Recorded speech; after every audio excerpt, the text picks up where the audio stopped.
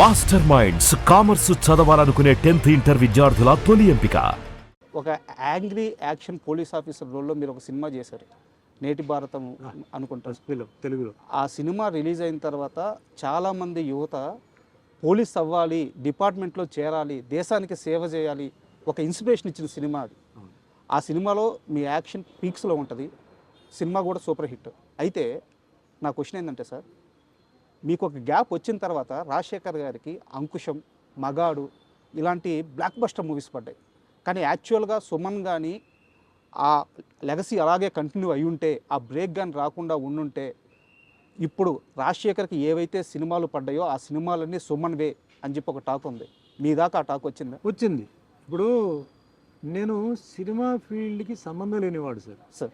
Cinema actor అవుతా అని చెప్పి ఫిలిం ఇన్స్టిట్యూట్కి వెళ్ళా. సినిమా యాక్టర్ అవుతా అని చెప్పి ప్రొడ్యూసర్ని కలవడం, డైరెక్టర్ని కలవడం, ఈ పనికి నేను వెళ్ళా సార్. నన్ను బలవంతంగా సినిమా ఫీల్డ్ లాక్కొచ్చారు తమిళ్ కిట్టు. ఇప్పుడు ఆస్పిరేషన్ ఉండేవాళ్ళు ఫిలిం ఇన్స్టిట్యూట్కి పోయి డ్రామాలు, ఆ రోజుల్లో డ్రామాలు చేయాలి, అది వేరే. నేను ఆ ఆస్పిరేషన్ లేదు, ఎందుకంటే నాకు బ్యాక్గ్రౌండ్ లేదు సార్, ఆ ఫీలింగ్ లేదు, యాక్టింగ్ తెలియదు, డాన్సింగ్ తెలియదు, ఏమి తెలియదు, ఓన్లీ కరాటే బ్లాక్ బెల్టే. అక్కడి నుంచి ట్రాన్స్ఫర్మేషన్ ఇంటూ అన్ యాక్టర్ అండి. సో ఒక ప్రొఫెషన్గా మెల్లిగా అది మారడం. దాని తర్వాత కూడా నాకు ఏంటంటే ఏమో కంటిన్యూ చేయాలా వద్దా అని ఎప్పుడు నాకు ఇదే. అంటే ఈ రొటీన్ వర్క్ చేయడం, మార్నింగ్ లేస్తే పరిగెత్తి వెళ్ళడం, డైలాగులు చెప్పడం, ఫైట్లు, ఇవన్నీ నాకు కొన్నిసార్లు కొంచెం బోర్ కొట్టేది. ఏం వేరే ఏం లేదు, ఇది హీరో అన్నప్పుడు అదే డైలాగులు, వేరే వేరే రైటర్స్ వేరే వేరే స్లాంగ్లో రాస్తారు, ముందుది వెనక్కి ముందు రాస్తారు, మ్యాటర్ ఒకటే. సో అట్లా కొన్నిసార్లు వచ్చింది. తర్వాత ఆఫ్టర్ 10 years తర్వాత స్టాప్ చేద్దాం అనేసరికి 10 సినిమాలు రావడం, ప్రెషర్తో ఒప్పుకోవడం, అట్లాగా నాకు 47 years నాకు కంప్లీట్ అయిపోయింది. అంతేగాని నెంబర్ 1 అయిపోవాలి, వాడు వస్తే నేను వదలకూడదు, లేకపోతే వాడెట్లా ఓవర్టేక్ చేస్తాడు అనేది నేను అనుకోలేదు. బట్ అప్పుడు టాక్ ఏంటంటే ఈ సినిమా సుమన్ చేయాల్సింది, రాజశేఖర్ చేస్తున్నాడు సార్, ఈ సినిమా సుమన్కి అట్లా టాక్ ఒకటి వచ్చింది. బట్ నేను దాని గురించి పెద్ద, ఎందుకంటే ఛాలెంజెస్ తర్వాత వస్తూనే ఉంటారు సార్, మనమే ఉండాలి అనుకుంటే ఎట్లా. ఈరోజు మీరు అంటే కంపేర్ చేస్తే ఈరోజు హీరోస్ లిస్ట్ వచ్చేటప్పటికి చాలామంది ఉన్నారు. అవును, మనం ఎవరిని ఆపలేవు, ఎందుకంటే ఆ ఫ్లో పోతూనే ఉంటుంది.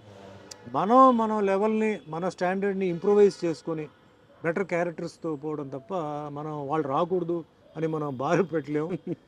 సో మనం వాళ్ళు కూడా ఈయన రాకూడదు అని చెప్పేసి ఆపడానికి లేదు. అంటే లేదు సార్, అంటే సుమన్ అనే వ్యక్తి ఏ రోజు కూడా అలా ఆలోచించిన మనిషి కాదు, అది అందరికీ తెలుసు. కాకపోతే ఇలాంటి ఒక టాక్ ఉందని మీకు చెప్పాలనే ఉద్దేశంతో ఈ క్వశ్చన్ అడిగాను. వచ్చింది, టాక్ వచ్చింది. సో అండ్ మీరు లైఫ్ గురించి, మీ కెరీర్ గురించి మాట్లాడేటప్పుడు చాలా ఎక్కువ సార్లు దేవుడి ప్రస్తావన తీసుకొని వస్తారు. సో దేవుడిని మీరు చాలా బలంగా నమ్ముతారు. అయితే ఒక ఇంటర్వ్యూలో మీరు మాట్లాడుతూ నా పైన చేతపడి కూడా జరిగింది అని చెప్పి మీరు అన్నారు. సార్, మీ పైన జరిగిన అక్రమ కేసులు, వాటి గురించి అన్ని వివరాలు అందరికీ తెలుసు. దాని నుంచి మీరు కడిగిన ఒక ముత్యంలాగా ఎలా బయటపడ్డారో కూడా అందరికీ తెలుసు.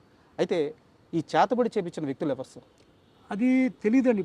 ఇప్పుడు కూడా అది చాలా ఇండస్ట్రీలో కూడా ఇప్పుడు కూడా బిజినెస్, ఫిలిం ఇండస్ట్రీ తర్వాత వాటిలంతా ఇప్పుడు జరుగుతూనే ఉన్నాయి ఇప్పటికీ. కేరళలో చాలా ఫేమస్ చోటానికరే అని చెప్పి ఒక ప్లేస్ ఉంది సార్. అక్కడ ఈ చేతపడి చేసింది తీసేయడం చాలామందికి తెలియదు. అంటే రకరకమైన మెథడ్స్, విచ్ క్రాఫ్ట్ అంటారు చూసారా, రకరకమైన ఇవి ఇంకా జరుగుతూనే ఉన్నాయి సార్. కేరళ వాళ్ళకి బాగా తెలుసు ఎట్లా దాన్ని ప్రయోగం చేయడం, ఎట్లా దాన్ని చేయడం, డల్ చేయడం, లేకపోతే మనస్పర్ధాలు తీసుకురావడం, అది ఇప్పుడు కూడా ఉందన్నమాట. అది అప్పట్లో నాకు అంటే కొందరు ఏం చెప్పారంటే కొంచెం టైంలో అంతా ఇది జరిగింది చెప్పేసరికి నేను కూడా తర్వాత అక్కడికి వెళ్ళిపోయి, అంటే వాళ్ళు ఏదో చేశారండి, ఏదో పూజ చేయాలన్నారు, ఏదో చేసాం, విడిపించాం, అయిపోయింది అన్నారు. ఓకే, అదేం నేను కాదు అని నేనేం చెప్పను. బట్ నేను ఏమి నమ్ముతానంటే, నేను చెప్తున్నాను చూసారా, టైం అనేది, ఆ డెస్టినీ అనేది ఒక డిజైన్ పెట్టేసింది సార్.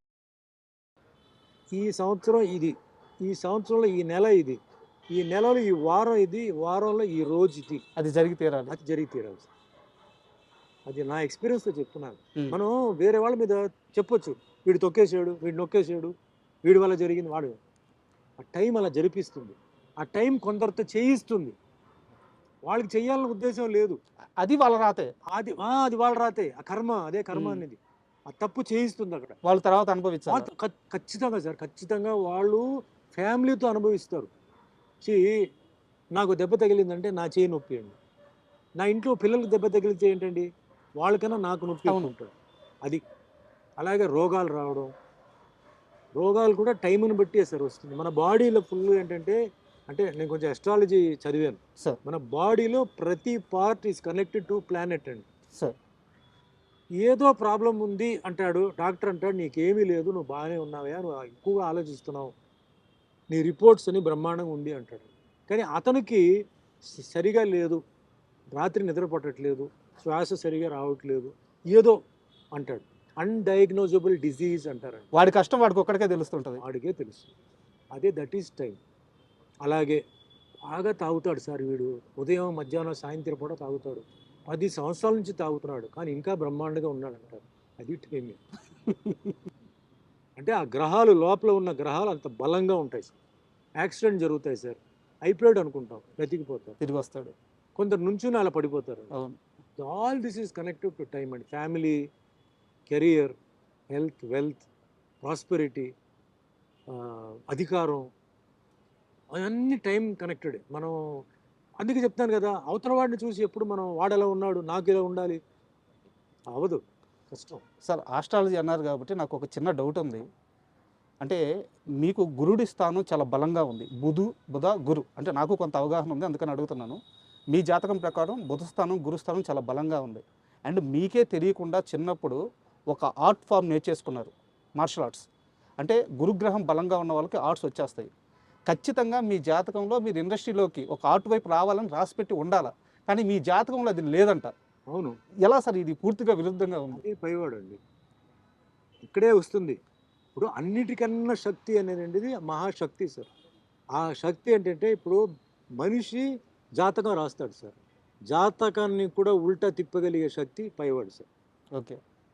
చాలామంది జాతకం చెప్తారు సార్, ఆ డెత్ అనేది ఎవడైనా కరెక్ట్గా చెప్పగలుగుతాడా? లేదు. చెప్పలేడు. అదేంటి, వాడు జాతకం అయిపోయింది కదా, వాడు ఇంకా వాడు ఉన్నాడు ఏంటి, ఇంకా వాడు తిరుగుతున్నాడు ఏంటి అంటారు. పైవాడు అదే మిరాకిల్. మిరాకిల్ మీనింగ్ ఏంటంటే అది, వాడికి టైం అయిపోయింది.